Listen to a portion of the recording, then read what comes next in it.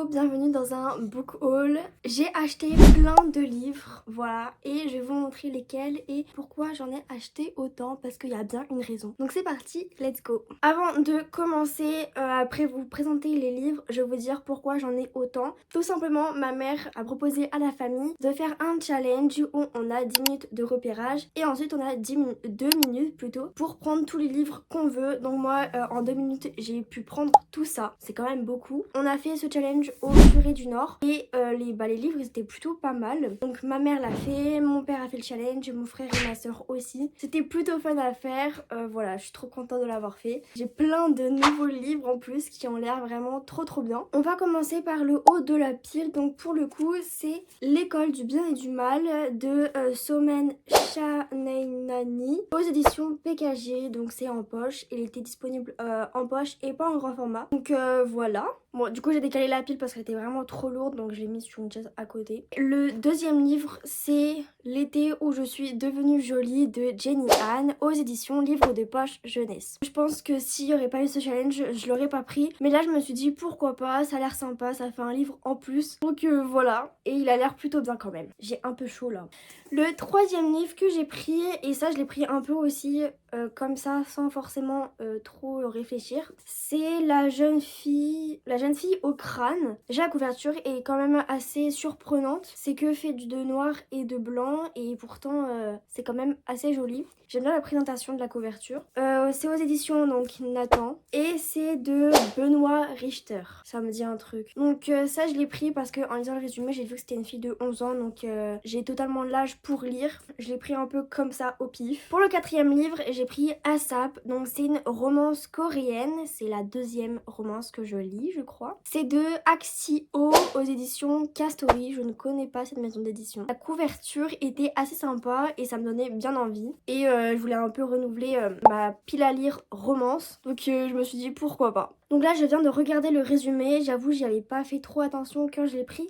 Mais j'ai vu du coup les mots-clés de cette histoire. Donc c'est K-pop, incertitude et seconde chance. Ça a l'air plutôt bien. Trop contente de l'avoir pris. On va voir ce que ça donne. Donc pour le cinquième livre, je suis partie sur Celle qui rêvait des tigres d'Elodie Chan aux éditions Sarbacane. La couverture est beaucoup trop belle et c'est le premier livre qui m'a vraiment tentée au début du repérage, donc des 10 minutes de repérage. Le résumé avait l'air hyper tentant également, donc voilà, je suis trop contente de l'avoir pris. Donc le sixième livre que j'ai pris, c'est vraiment un gros livre, mais la couverture est trop belle, donc je pouvais pas passer à côté. C'est tout simplement Les Brûleurs d'Or, donc c'est une saga et là j'ai le tome 1. Donc c'est Les Apprentis Morcelieux aux éditions Scrinéo et c'est écrit par Alice Paria. La couverture est juste magnifique donc je pouvais vraiment pas le laisser à côté. Voilà, et le résumé avait l'air également tentant donc je me suis dit bah pourquoi pas, et puis c'est un challenge, pourquoi pas en profiter. Donc voilà, j'espère que le livre sera bien en sachant que c'est 500 pages, c'est vraiment un gros livre. C'est rare que je prenne des livres aussi gros, souvent ils font max 300 pages mais là je me suis lâchée. Donc j'espère que ce sera un bon livre. On va donc passer au 7e livre qui est pas aussi gros mais qui a une couverture assez belle quand même. C'est Affronter la nuit de Marie Repelin aux éditions PKJ.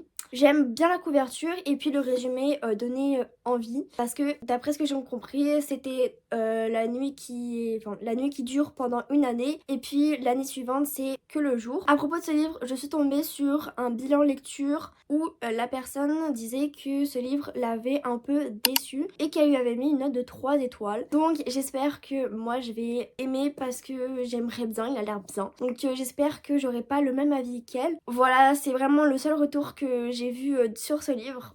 Après j'ai pas forcément fait mes recherches mais j'espère qu'il sera bien quand même. On va passer au livre suivant qui est le 8e livre et c'est tout simplement Better Than the Movies de Lynn Hunter aux éditions Comet.